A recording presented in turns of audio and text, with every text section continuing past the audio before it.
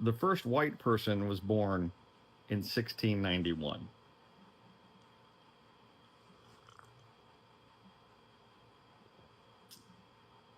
This is a White History Minute. I don't know their name. I don't know their gender. I don't know their daddy's name or their mama's name. I know nothing about this person other than the fact that I know without a doubt that the very first white person in the world was born in 1691 in Virginia Colony. Because prior to 1691 in Virginia Colony, the concept of white did not exist. It was created in anti-miscegenation, I can't say that word, laws, which stated that whatsoever English or other white man or woman being free shall intermarry with a Negro, mulatto, or Indian man or woman, bond or free, shall be banished from the dominion forever. Before that, there was no such thing as a white person. You had Christians versus heathens. You had Englishmen versus Negroes. You had Irish. You had Scots. You had the free and the enslaved. You had the indigenous peoples, and they had some contact with Asians. But there was no such thing as a white person until they decided to group similar looking Europeans together to reduce the risk all of the poor people joining together in rebellion against the colonial governors. I'm not a white woman. I'm a faded black person. My people move far from the equator, and that's the only reason my skin is lighter. That's all any white person is. Because our great, hey. There's no such thing as race. There's one race, the human race. Right. And y'all came from the same black women.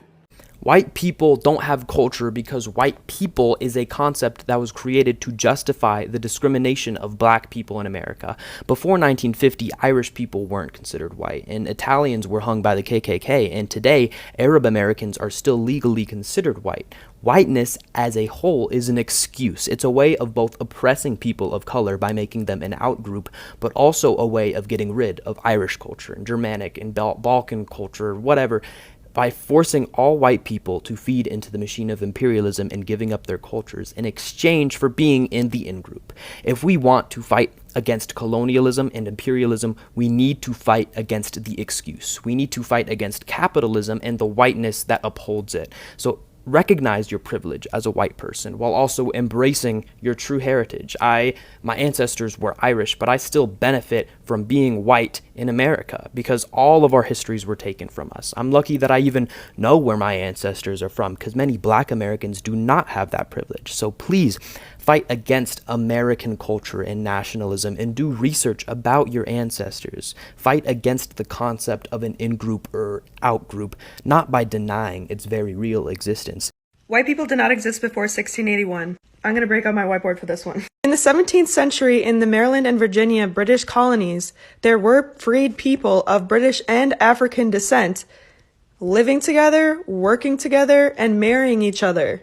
These people were equally disgruntled with the lack of land opportunities and wealth opportunities that they could have as compared to the elite.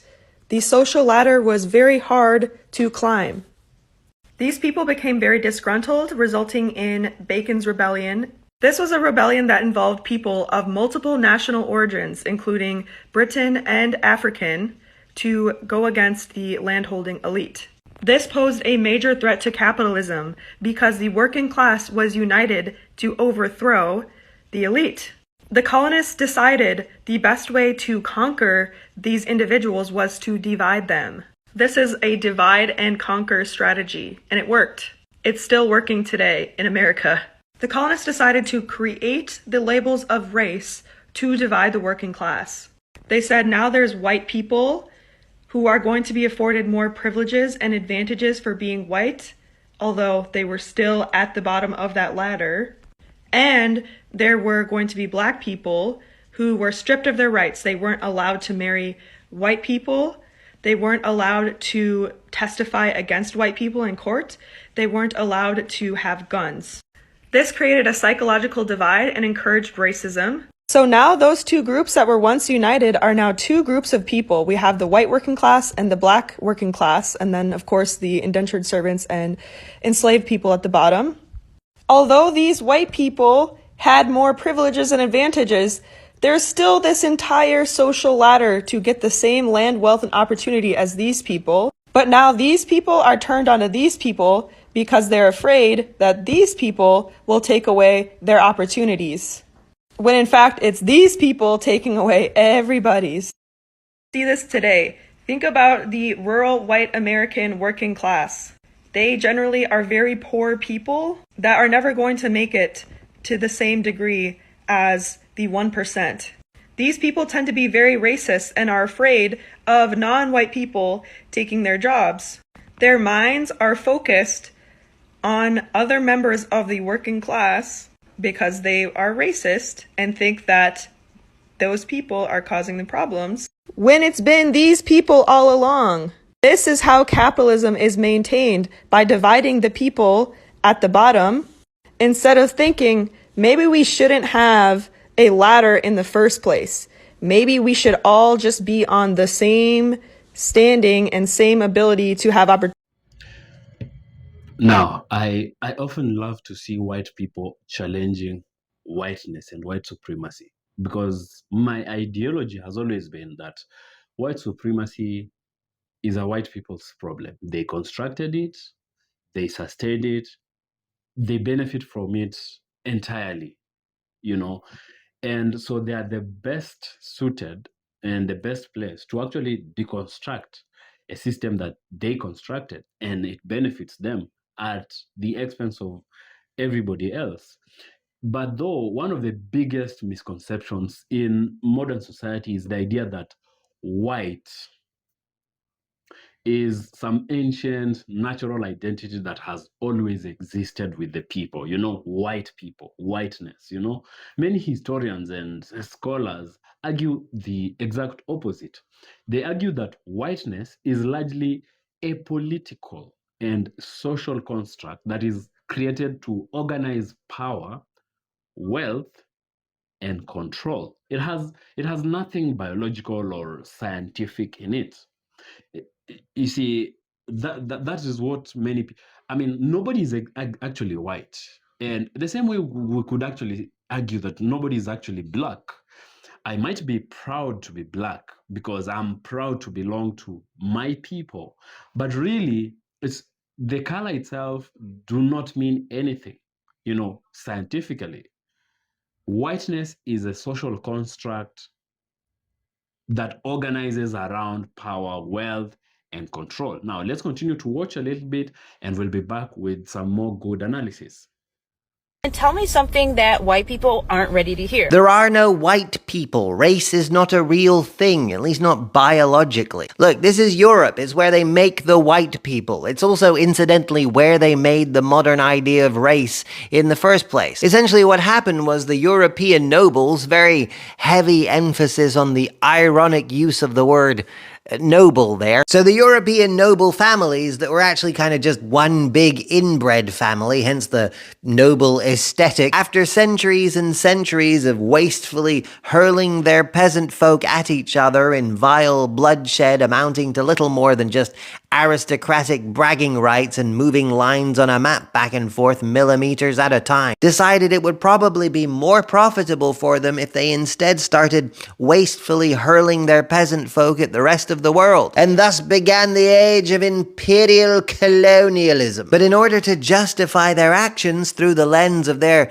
so-called Christian morality, and in order to give their people a false sense of superiority over the people they were oppressing, they came up with the cultural lie that the people they were oppressing were technically not really people. I mean, obviously they can't be the same race of people we are. They don't even have basic civilized things like silly curly wigs or silly curly shoes or syphilis or a deep sense of profound Christian shame if someone were to glance at your nipples. See, when you're a tyrannical oppressor, it's very important to make sure the people you rule over are divided into groups by caste or by by class or by race, and then making sure that those groups identify primarily through their differences so they remain divided, and you create a sort of self-segregating population. See, that way they're less likely to realize that even with their differences, they still have a lot more in common with each other than any of them do with the man in the castle at the top of the hill, and they probably stand to gain more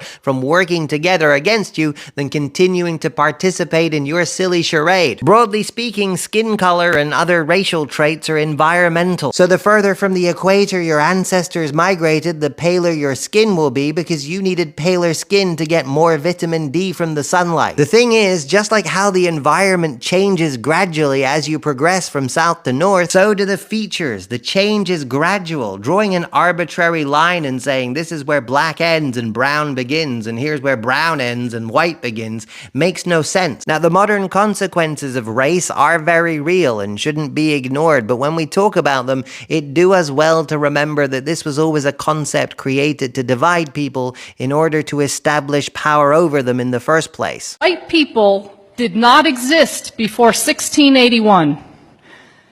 Again, white people did not exist on planet Earth until 1681. Number two, any claim that this group called white people, any claim that that group is rooted in biology or derived from genes or biology or is innate or is from nature is a lie.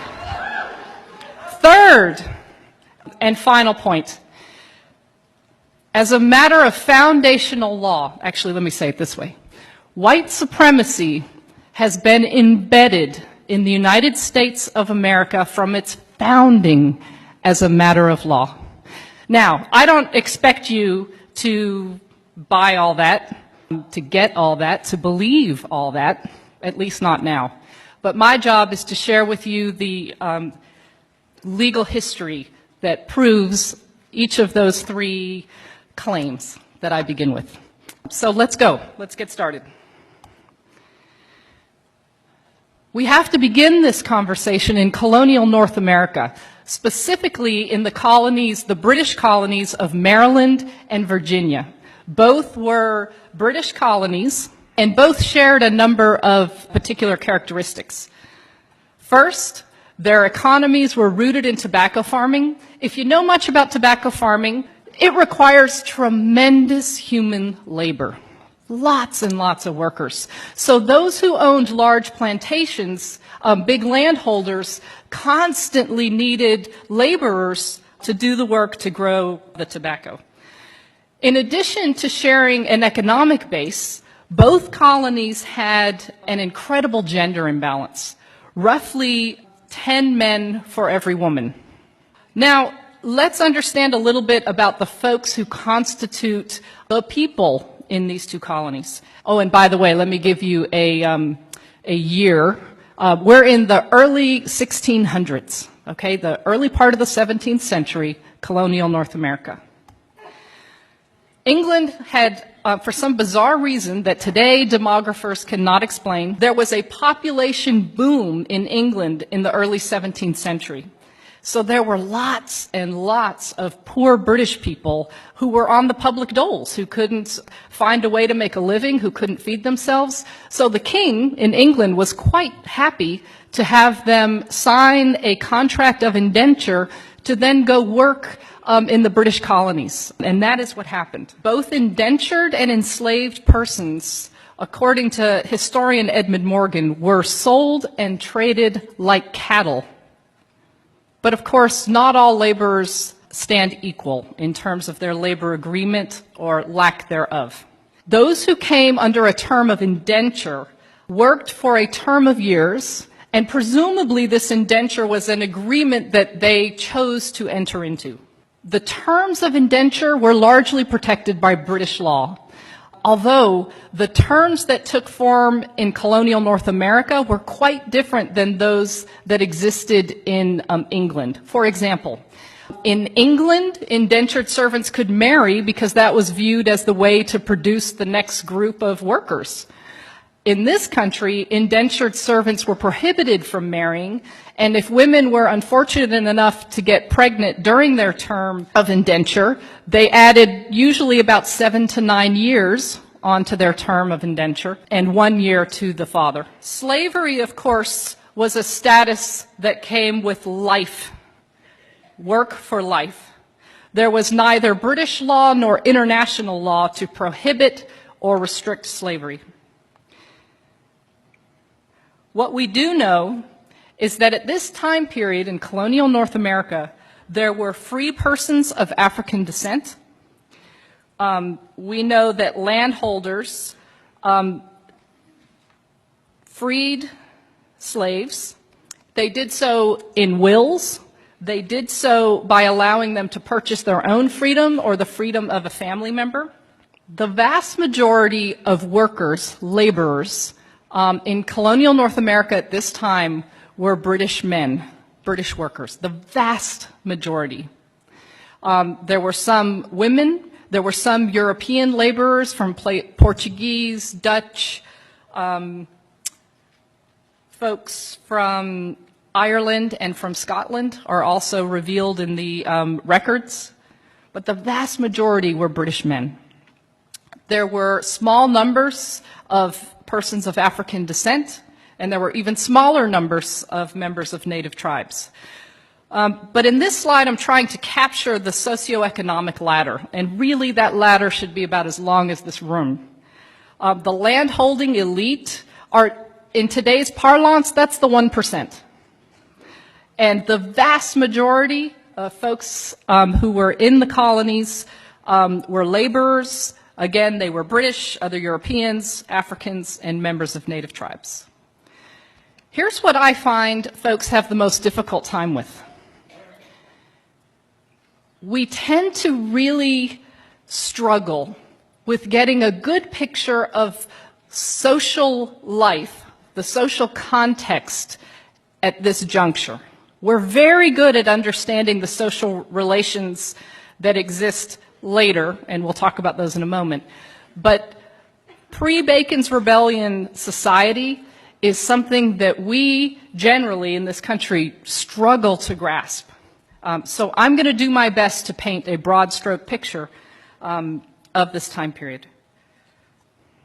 What we know is that British and African laborers worked, ate, and slept together. Furthermore, the evidence from this period, which covers the first 3/4 of the 17th century, that the anecdotal evidence reveals that they lived under similar conditions and faced the same opportunities and chances to make it once one was free of their term of service, whether free of enslavement or free of indenture. So let's review this. British laborers constituted the vast majority of the populations in both colonial Maryland and colonial Virginia. All men, of course, because the law of coverture, let me tell you something about that law of coverture. The law of coverture is derived from British common law, and it structures marriage. And this is how Barrister Blackstone famously described the law of coverture. In marriage, the man and the woman become one, and the one is the man. You didn't have the right to retain your own wages. You couldn't create estate planning, wills, or trusts without the approval of a man. So all men who were free of indenture or enslavement faced the same opportunities in these colonies as a matter of law. For example, free men of African descent could own servants or slaves, and they did. They could vote, and they did. They could marry persons of the opposite sex. God, and I love that I have to make that qualification now. Woo! They could marry persons of the opposite sex regardless of national origin, and they did.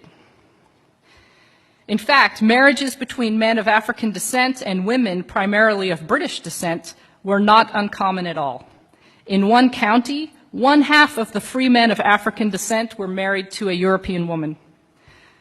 There was a challenge to these marriages, but it did not come from the masses. It came from elites, and that's what we're going to talk about next. All right, this little depiction is meant to be a depiction of the lawmakers in Maryland, colonial Maryland lawmakers. They passed a law in 1664 punishing, and I quote, British and other freeborn women who marry enslaved Negro men. The punishment for entering into these marriages was that the woman herself would be enslaved for her husband's life, and any children they have would be enslaved into their 20s. Now imagine that you are a plantation owner. That's not a bad deal. I get more property. I like that. And that is exactly what happened. Rather than deter these marriages, which is the express intent of the law of 1664, rather than deter them, these marriages were encouraged by property owners because that, in fact, that such a marriage increased their property value. This law of 1664 represents, if not the first, certainly the precursor to anti-miscegenation law. These are laws that punished or prohibited marriage between, notice that white people didn't exist yet in 1664, at least as referenced in that law. But most generally speaking, anti-miscegenation law prohibited and punished marriages between a white person and a specific non-white person or persons. Let me be really clear. I read all the time in history books, in academic texts, and I read anti-miscegenation law described as prohibiting interracial marriage. That's not correct. For example, a member of a native tribe could marry a person of Chinese descent. Both were understood as racially distinct, but never did anti-miscegenation law prohibit such kinds of marriages. The only marriages that anti-miscegenation law prohibited were those between a white person and always a person of African descent, and sometimes various other groups. Okay, so just so we're really clear about anti-miscegenation law and its link to whiteness. A couple other things to note about anti-miscegenation law. It's not derived from British law. Anytime we look at law and study history and you see a break from British common law, you always want to pay attention because it tells us something about the needs and desires of those who wielded power in the colonial context. So anti-miscegenation law was one of these laws. They were passed colony by colony and then state by state. It's a really important area of law for a number of reasons. But for our purpose this morning is because it's where this human category called white first appears on planet Earth, the first time. In addition, anti-miscegenation law is important because it lasted more than 300 years. These anti-miscegenation laws literally shaped the faces of this group of more than 2,000 X number of people that I'm looking at today. The Maryland legislature sought to correct for the encouragement of marriages that they described in that previous law of 1664 as, quote, a disgrace, unquote, to the British people, as an indication that the, quote, British or freeborn woman must be forgetful of her status as free, end quote. So they passed the law of 1681, and in this law, it made it illegal for British and other white women from marrying a Negro slave. And furthermore, the law punished any landholder who encouraged the marriages and any religious authority who performed it.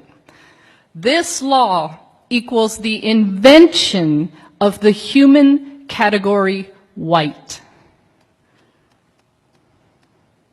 Did these group of laborers, some of whom were from Portugal, some from Holland, some from Ireland, Scotland, did they have a little genetic transformation that occurred right after the General Assembly in Maryland met, creating a genetic sludge that we can now call white? Virginia passed its first anti-miscegenation law in 1691. In Virginia, the law prohibited both white men and white women from marrying a person of African descent or a member of a native tribe. But lest I leave you thinking that gender equality was being created in this law, let me quickly dispel that. Studies of antebellum courts reveal that, in fact, anti-miscegenation law was that, at least in the language of the law, prohibited these marriages for white men and white women. But here's what we know from antebellum court cases. We know that plenty of white men married and or engaged in intimate sexual relations with prohibited women. However, very rarely were they brought to court and punished under the anti-miscegenation law. Very rarely. So here, pay attention to this. This law, in its enforcement, is largely focused on controlling the relationality and the sexuality of white women and non-white men. Furthermore, think about the enforcement practices that come out of this particular law. What's the result? Who becomes more available for who? We see a further step in locating patriarchal power squarely among and within white men. We've talked about the law of 1664 and the amendment to that law in 1681. And we've noted that the key difference between those two is the reference to the group who's of concern.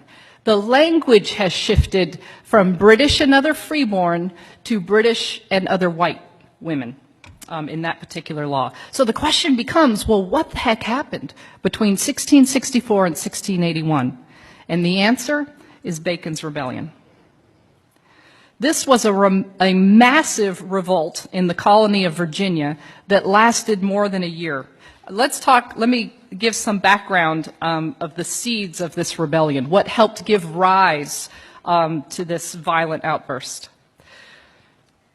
Those who were enslaved, I don't think it's hard to imagine, were by definition of their status disgruntled laborers. And remember that pool of readily available workers from England who were poor and happily sent off in the guts of ships? Well, they dried up.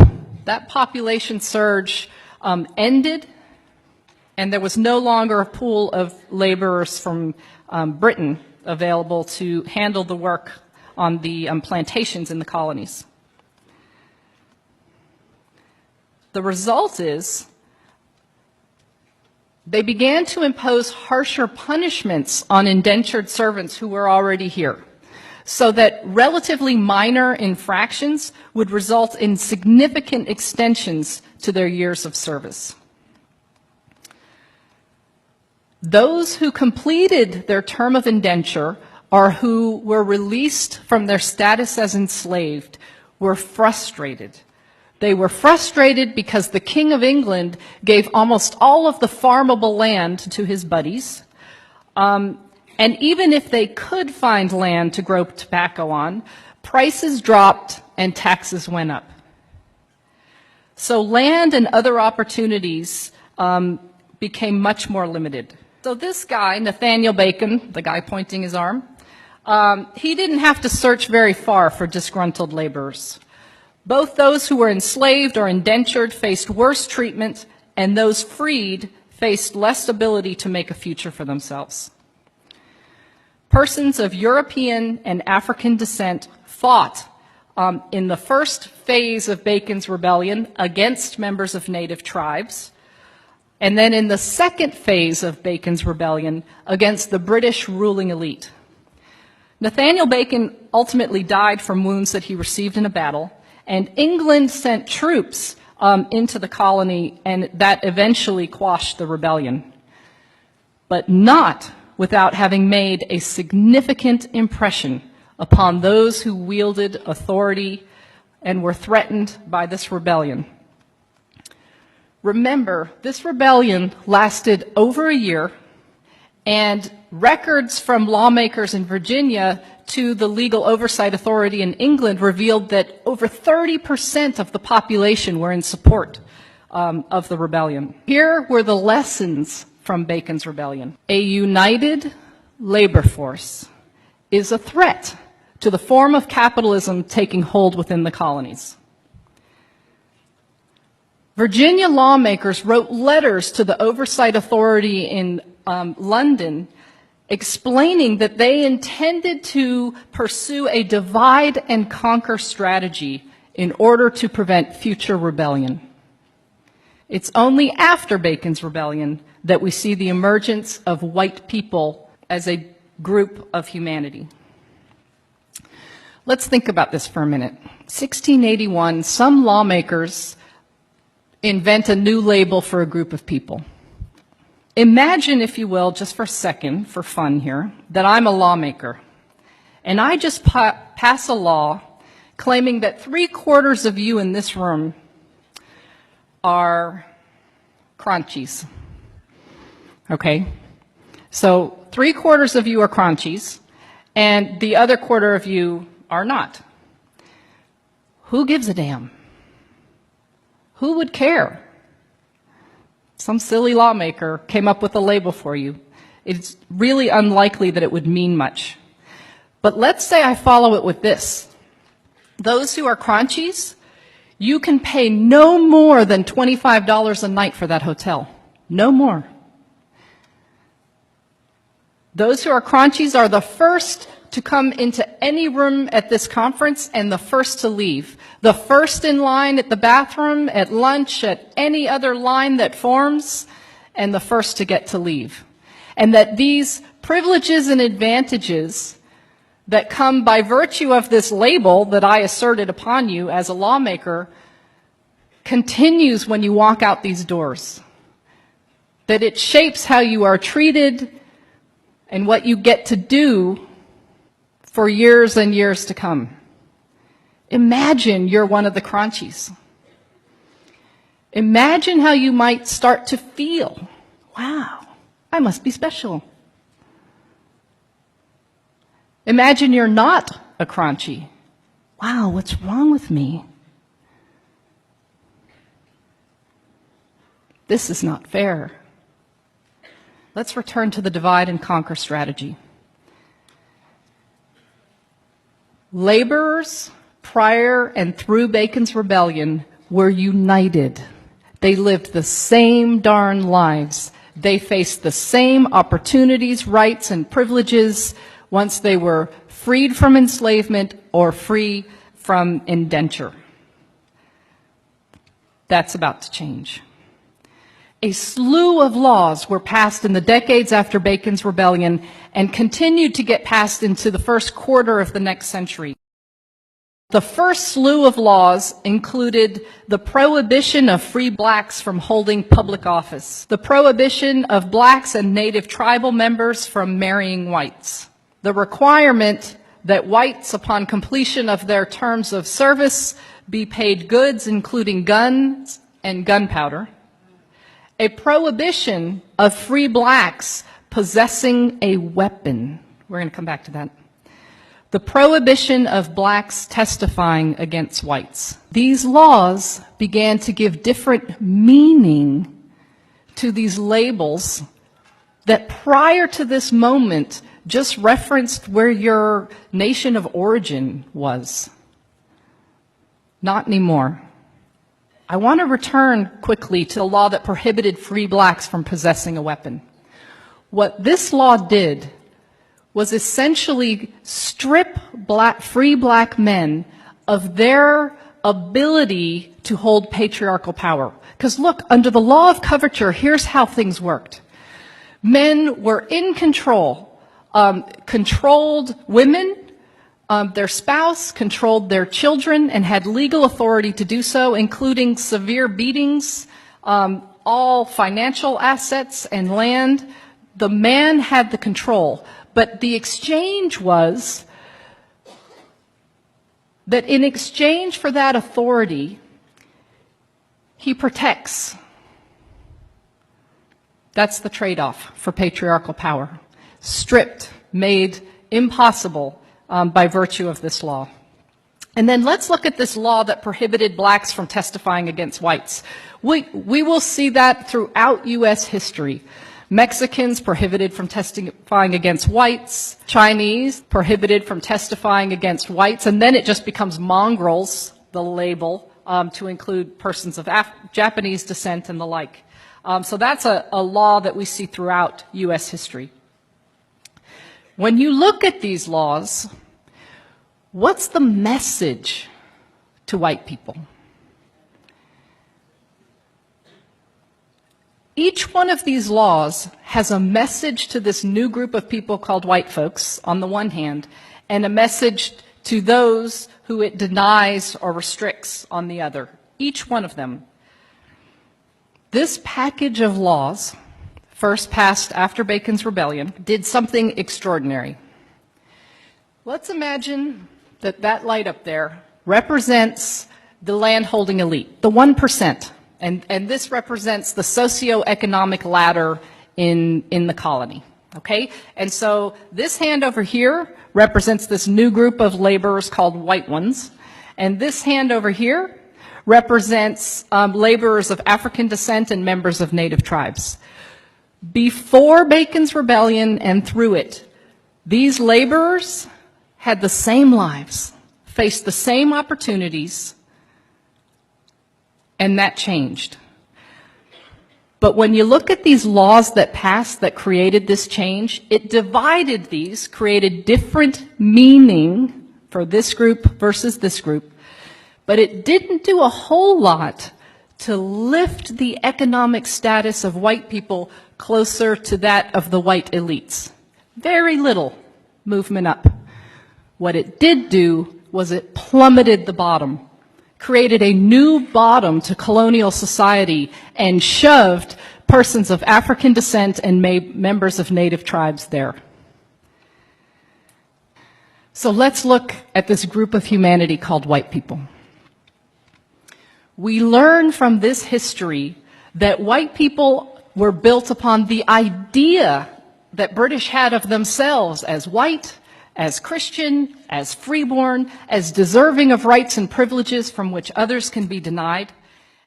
To this day, white people have not been defined as a matter of law to this day.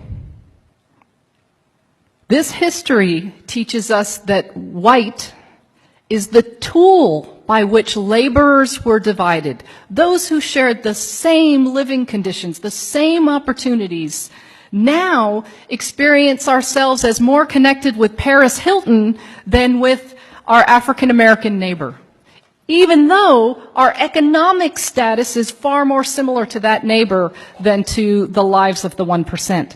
But not only did this new organization of society create a new bottom to it, it created a link that heretofore had not existed, that connected this new group of laborers called white people with the elite. And what was that connection? This shared status called white, embedded with the presumption of its superiority.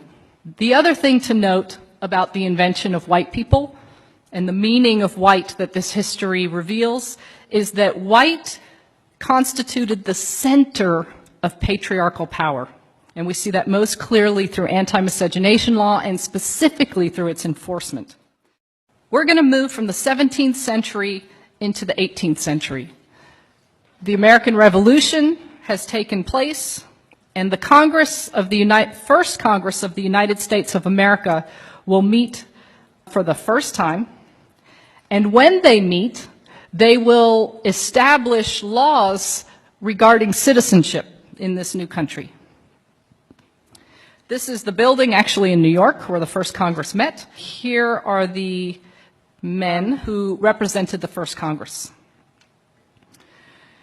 These laws regarding citizenship include an area of law called naturalization law. Naturalization law provides the process by which one who is not born in a country can become a citizen. The first Congress of the United States determined 1790 that in order to become a naturalized citizen of this new republic called the United States of America, one had to be white. This was valid law in the United States until 1952. You had to be white to be a U.S. citizen. 1952. Now, as is often the case, laws impact those who are gendered female differently than those who are gendered male. No less true with the naturalization law. For example, white women who were citizens, if they dared to marry a man who was ineligible for citizenship via the naturalization law, in other words, he wasn't white, she loses her citizenship. These laws work to make white women most available to white men, and frankly, all women available to white men. The requirement of whiteness in naturalization law has had a significant impact on various groups of people who've come to the United States of America. In fact, the naturalization law was a significant piece of evidence used in the Plessy versus Ferguson case in 1896 to determine that U.S. citizenship status and therefore the protections of the constitutions were never intended to be applied to persons of African descent. Naturalization law assured that the masses of Chinese laborers and then Japanese laborers and then various other groups of laborers who came to this country would remain cheap, dependent labor. Why? Because even though they were significant in number, especially relative to their employer and landholders and railroad companies, if you're not white, you're not a U.S. citizen. If you're not a U.S. citizen, you don't vote. If you can't vote, you can't voice your political needs and desires, thereby reducing these groups of people to dependent, cheap labor. In addition, naturalization law was used to block persons of Chinese and Japanese and Filipinos, and we could go on, various groups. Not only did it result in them getting paid less for doing the same job, but all kinds of taxes got imposed upon them. So there was a foreign wage tax, various laws were passed that blocked them from being able to work in the public sector, blocked them from being able to hold a managerial position, and then of course alien land laws were passed. These were laws that made it illegal for those ineligible for naturalization, i.e. not white people, made it illegal for them to own property. And so what's the result of these laws for white people, right? Because we're real good about seeing the harm that these laws cause for certain groups. But let's get the flip side of that coin. When I make land, when I make a whole group of people ineligible to purchase land, it makes more land available and cheaper for me, for white people. When you're the lowest paid worker and prohibited from moving up as a matter of law, then those positions that get paid more, that are more desirable, are more available to white people. Now, if you look back through especially European history, people didn't primarily identify as white, they identified as everything else: Irish, English, German, Italian, French, Catholic, Protestant, aristocrat, peasant, just about everything else. And even today, even in American society, there are conservatives, there are liberals, there are Republicans, there are everything else but white. You know, Europeans fought each other for centuries, actually, over land, over religion, over ethnicity. There was no unified white people, actually. You know, identity moving through history like, you know, white identity like one big block. No, the identity became more important in the later years of European conquest of the world, especially during colonialism, slavery, and now what we could term as the empire building from Europe. And that wasn't accidental, actually. European elites, and I emphasize on elites, needed a system that could actually justify conquest, slavery, and exploitation while keeping poor Europeans aligned with them instead of uniting against them, uniting with other oppressed people. Because now, when these elites went out there to conquer and oppress other peoples, there was already an oppressed majority of white people, the indigent servants and so on. And so there was always a good likelihood that these oppressed Europeans would unite with other oppressed people of color against the oppressive system. Now, so race then became a perfect divide and conquer tool. Whiteness became less about culture or nationality and more about proximity to power at this point, and a kind of political umbrella that now was designed to create loyalty and hierarchy. That's why many scholars, and of course including many white scholars themselves, they openly describe whiteness as a social construct. And the boundaries of who counted as white actually changed depending on politics and economics. Groups, for example, like the Irish and the Italians and Eastern Europeans, were once viewed as inferior amongst themselves, or outside the category before then eventually being absorbed into it for convenience purposes. The rules shifted whenever power needed them to shift. Again, for convenience. And you can still see the traces of the same today. A person may identify as British, as American, as Australian or Italian most of the time. But once the subject of race enters the conversation, especially around now Black people or generally people of color, those differences then they often collapse into one larger identity, white. Suddenly nationality and political differences they come second, they become secondary. The category activates almost like now a coalition. They come together.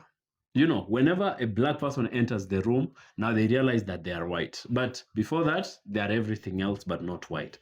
That's why critics actually argue whiteness functions less like a real ethnic culture and more as, a hierarchy tied historically to land, to wealth, institutions, and dominance or global dominance.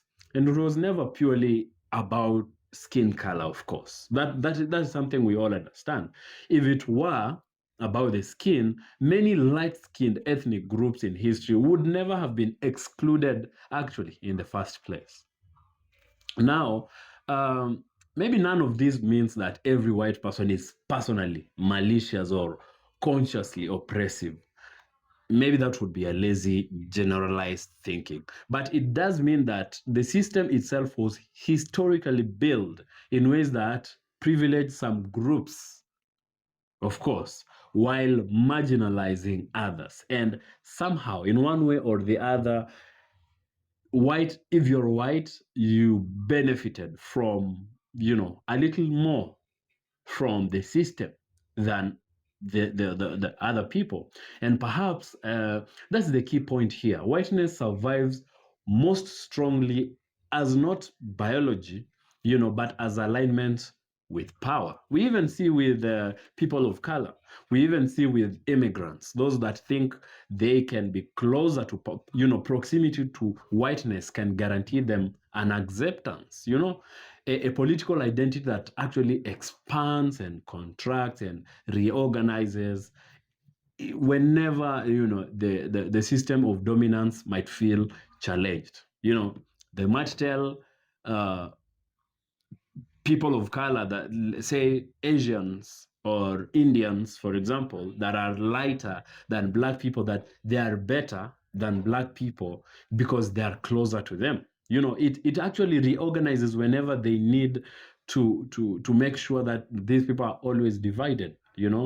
So it's just like an old empire wearing different masks across different times, different centuries, different periods in time, but it still keeps the very same blueprint. So actually, white people don't exist. They exist because they are black people. They are people of color, and there is a system that needs to run on this, and if they can't keep the whiteness concept, then it won't make sense for them. They will lose the control, so they have to keep it in place, in check, so they can always, the dominance point of it can always be there.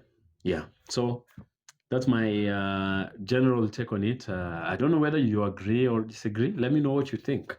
Leave me your thoughts in the comment section below. And if you like the video, give it a thumbs up, and you can share it as well. But subscribe to the channel if you like this kind of content, and I'll see you in the next video.